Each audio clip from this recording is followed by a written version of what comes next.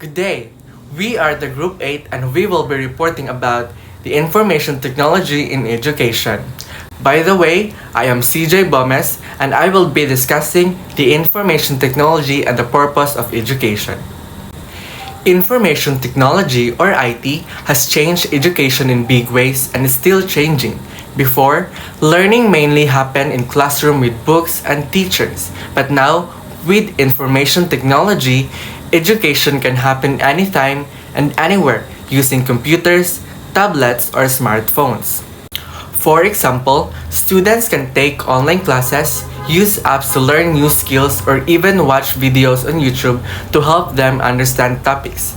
IT has made learning more flexible and accessible for everyone. It's not just about memorizing facts anymore. IT is helping us to think differently about what education can be. We can collaborate with others around the world, access up to date information quickly, and use tools to make learning interactive and fun. This change is still happening, and as technology continues to improve, the way we learn and teach will keep evolving. So, how IT enhances education? Many schools and researchers use technology to make learning more efficient. Instead of changing the overall purpose of education, the main focus is on helping students to learn more effectively. For example, some schools use intelligent tutors, computer programs that guide students through lessons, providing feedback and hints when needed. So these are often used in subjects like math and science where students can practice solving problems and get immediate help. There are also various learning software and apps that breaks down complex subjects into smaller, manageable steps. So these tools save time and help students learn at their own pace, making the process more smoother and more efficient. What is the purpose of educational technology? So a lot of you has been asking or wondering about what is really the purpose of information technology in education. So there is a debate here about this. Is IT for making traditional learning more efficient or to enable entirely new ways of thinking? So the purpose of educational technology or EdTech is to enhance learning by using digital tools and systems to make education more engaging, accessible, and efficient. So, however, there is an ongoing debate about what the true purpose of EdTech should be. So some educators believe that technology should focus more on making traditional learning more efficient. For example, information technology can be used to speed up learning of basic skills like reading, math, or science through educational apps, online quizzes, and intelligent tutoring systems. These tools help students grasp concepts faster and give teachers more time to focus on other aspects of learning. In this view, technology is mainly a way to make the current education system work better. On the other hand, some argue that IT should be used to enable entirely new ways of thinking and learning. Instead of just improving old methods, technology can encourage creativity, collaboration, and problem-solving skills that weren't possible before. So virtual reality or VR for history lessons, coding to teach problem solving, or global online collaborations are examples of how IT can create new opportunities for learning. In this perspective, information technology isn't just about doing the same things faster, but about transforming what education can be. So the debate boils down to whether education technology should improve efficiently in traditional system or push students to develop new skills and thinking in ways that old system couldn't. Educators differ in this, and both approaches have value depending on what the learning goals are. The evolution of education's purpose. So IT has shifted the aim of education from just teaching and learning to first, creating, preserving, and transmitting knowledge. So with technology, we can easily create new information, store it for future generations, and share it with others worldwide. For example, research papers and discoveries can be shared globally through online database or digital libraries, making knowledge more accessible than ever. Second, integrating and applying knowledge in diverse ways. So IT allows students and educators to connect different areas of knowledge. For instance, you can apply concepts from math to solve real-world problems in science or use digital tools to combine art and technology. This integration helps people to think more broadly and innovatively. Third, integrating and applying knowledge in diverse ways. Technology helps us explore new ways of using what we know. Through tools like data analysis, artificial intelligence or AI, or even virtual simulations, we can come up with solutions to problems we couldn't solve before. So in short, IT has expanded the role of education, encouraging not just learning, but also the creation and application of knowledge in new and innovative ways. Let's proceed to the future of education in information technology. So the future of education isn't predetermined by information technology. While technology has great potential, how we choose to integrate information technology into education systems will shape its true impact. It's not just about to simply add technology. We need to thoughtfully decide how and where it fits. For instance, technology can be used to enhance learning in ways that supports creativity and critical thinking, or it can be used purely for efficiency, such as automating tests or lessons. The difference lies in how we design educational experiences around it. So teachers, students, and policymakers must carefully consider how technology can best serve the goals of education. These school or college management software systems are designed to be user-friendly, reliable, and secure, offering many benefits.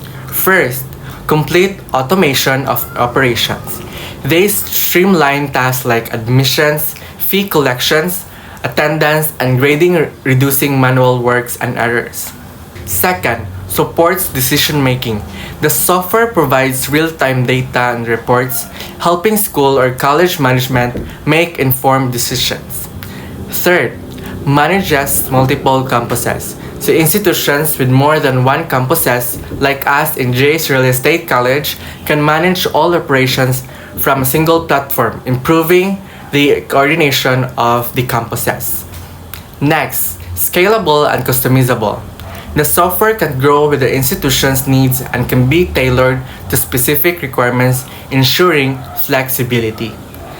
Next, multiple modules. It supports different areas like academics, finance, human resources, and communication in one system. Then, parental access. Parents can easily check their child's academic progress, attendance, and other information online. And the last one is performance monitoring. So this software enables easy tracking of how each module is performing, simplifying error detection and troubleshooting. So these features can make school and college management more efficient and transparent. To continue with our topic, we have the IT role in education of undeveloped countries.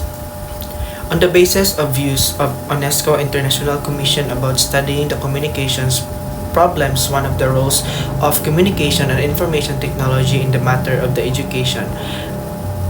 Example, transferring necessary information for growth, making and growing the personality and learning the skills, transferring necessary various and extended messages in order to help the learners in recognition, understanding and appreciating each other, and unity in social obligations.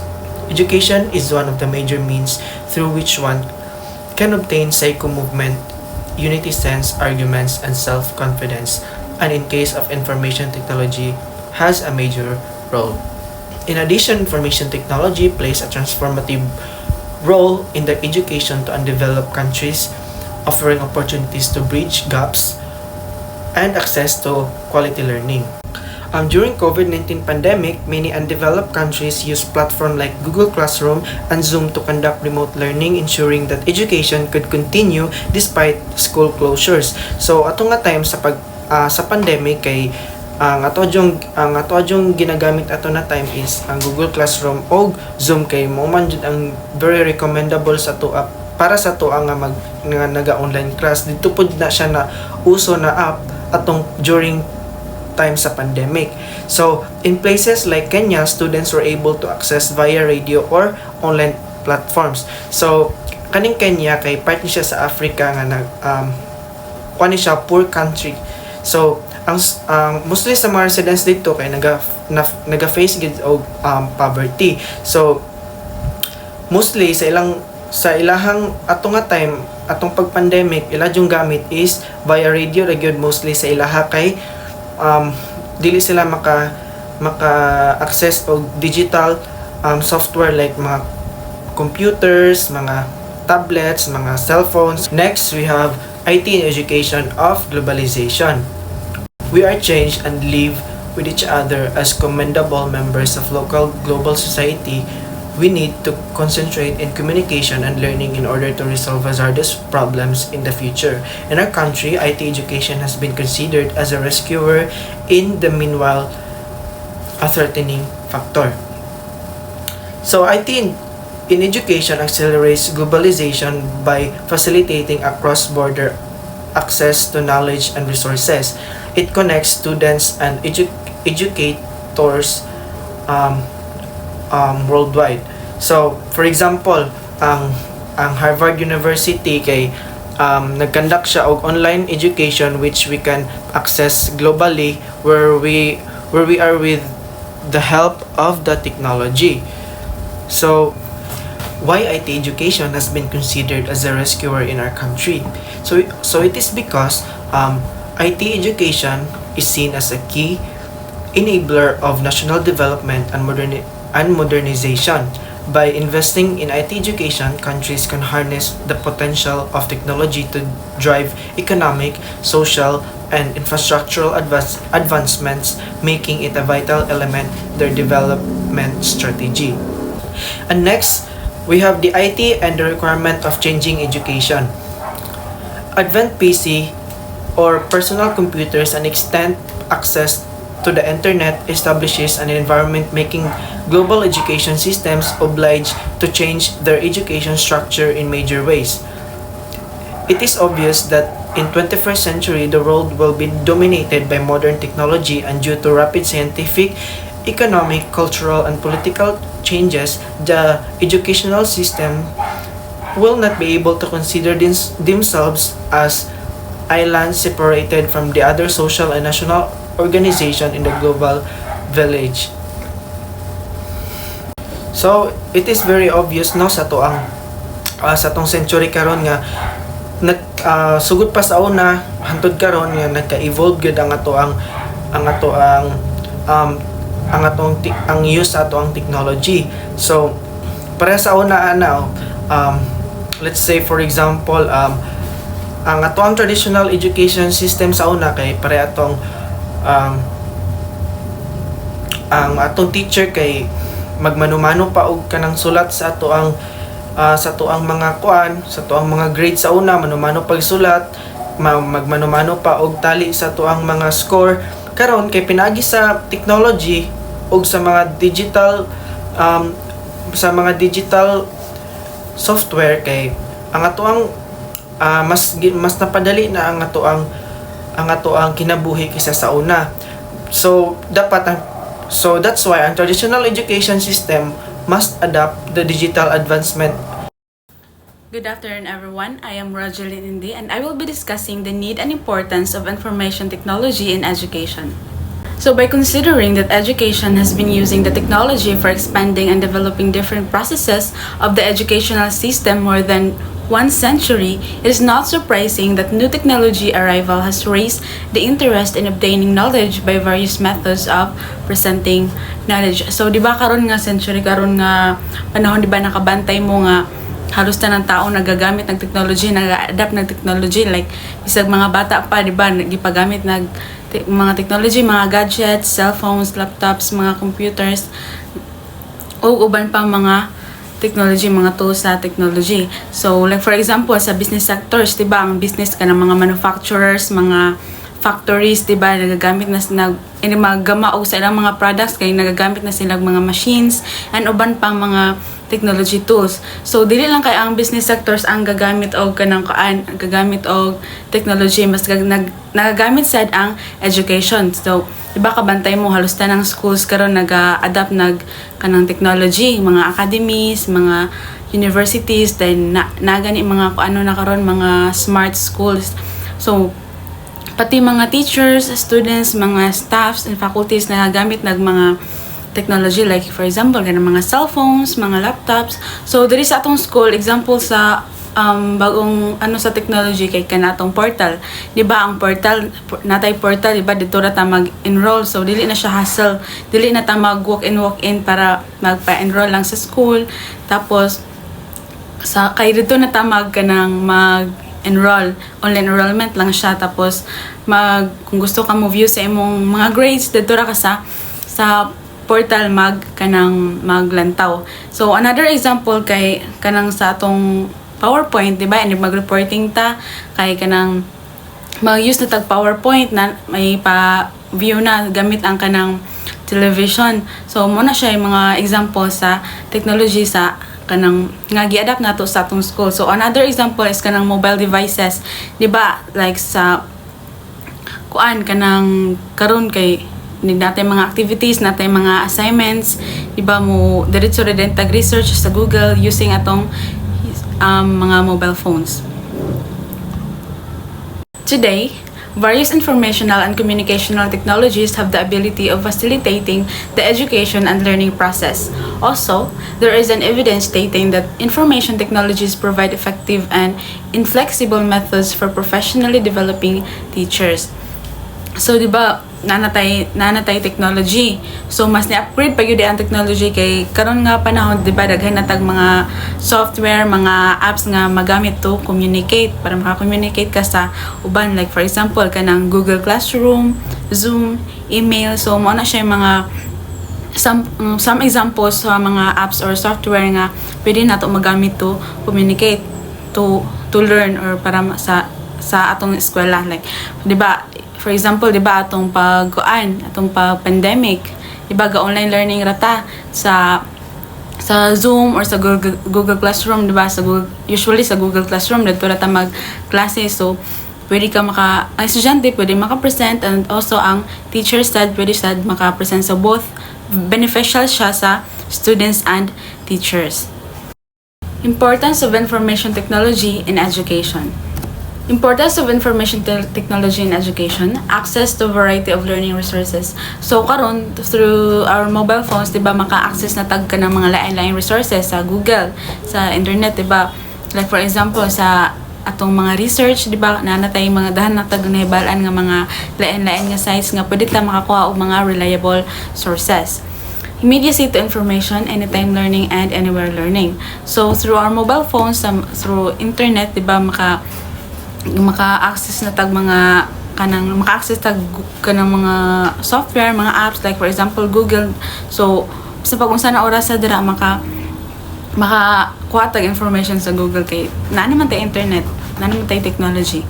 So next is collaborative learning, multimedia approach to education, authentic and up-to-date information. So through internet kanang makakuha na tag mga information nga kanang mga bago pa bitaw gi-publish, like for example kanang mga books nga kanang atong 2023 gi-publish.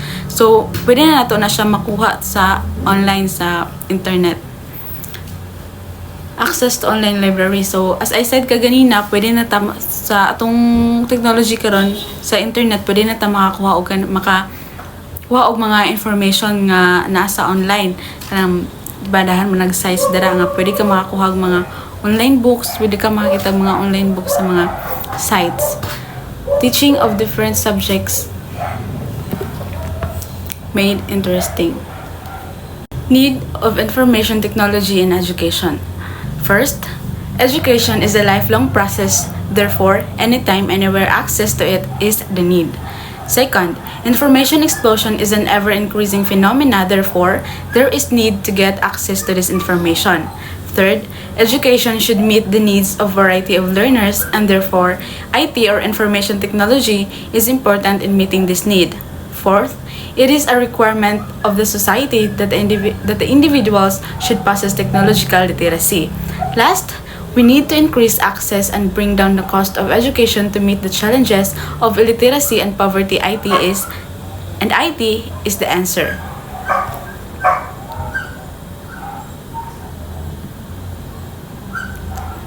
So, anytime, anywhere access. So, education is a continuous process. So, there is a need for access to learning materials at any time and from any location, which information technology can provide. Information explosion. So, with the vast amount of information available, IT or information technology helps in efficiently accessing and managing this data. Diverse learner needs. IT or information technology supports various learning styles and needs, allowing for personalized and adaptable educational experiences. Technological literacy. So society requires individuals to be tech savvy, making IT or information technology integration in education crucial. Lastly, cost and accessibility. IT or information technology can help reduce educational cost and improve access, addressing issues related to literacy and poverty.